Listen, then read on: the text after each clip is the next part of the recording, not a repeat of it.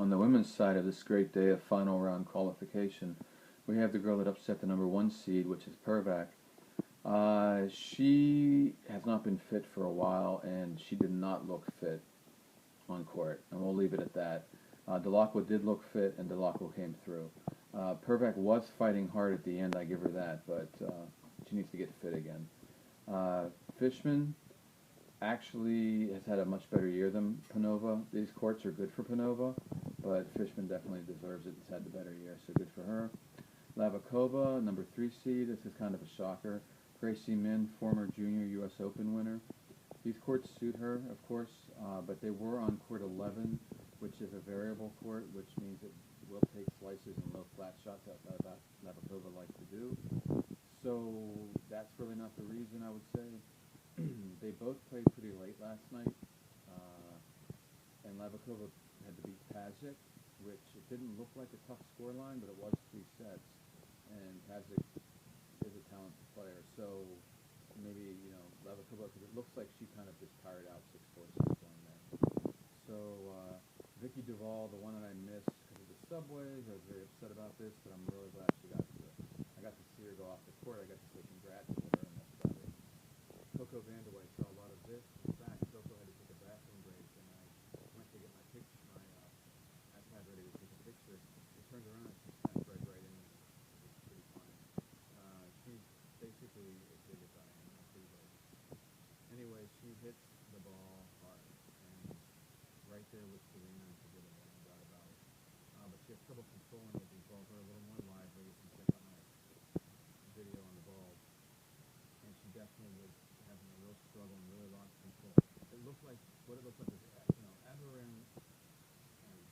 Abduramova.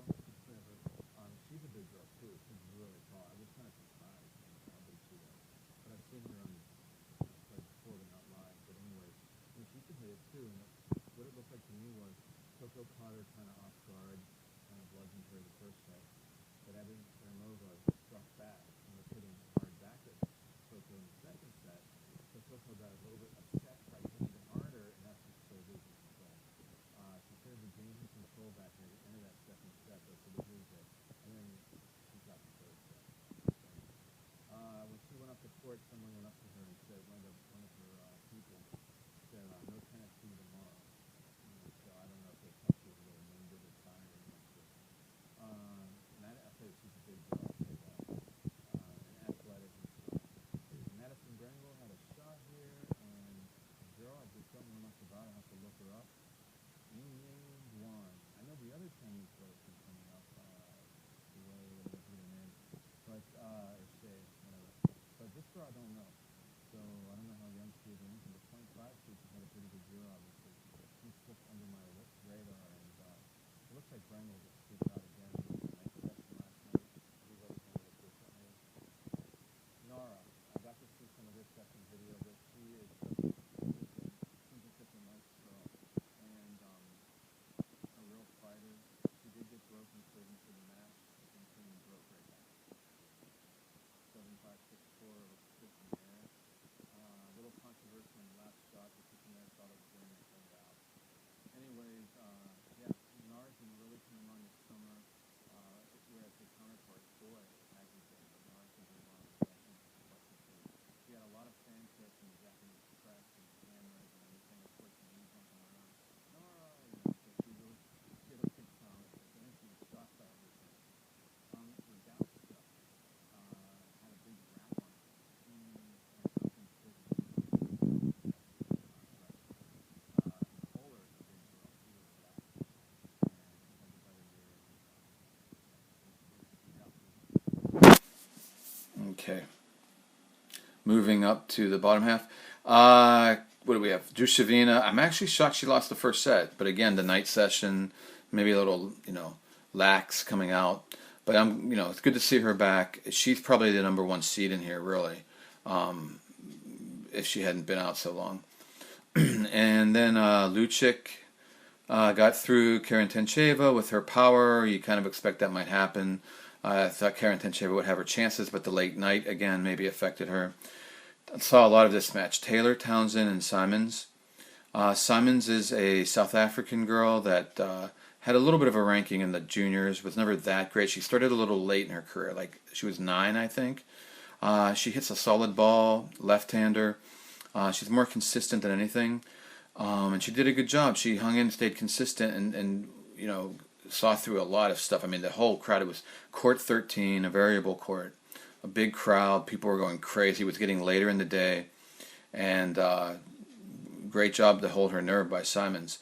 But Townsend, I have to say, and I mean, you can laugh if you want, but I think she has the most variety, or at least uses the most variety in the women's game at 17 or 18 or however old she is.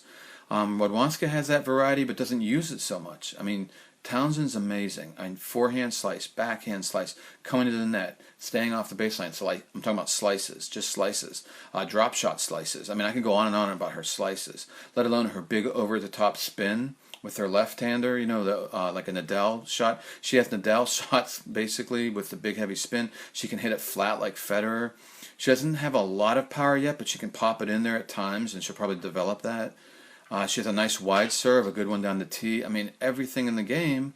And she can move well for her size and play some defense. And she's smart. And strategically, she's smart. She's way ahead of her age.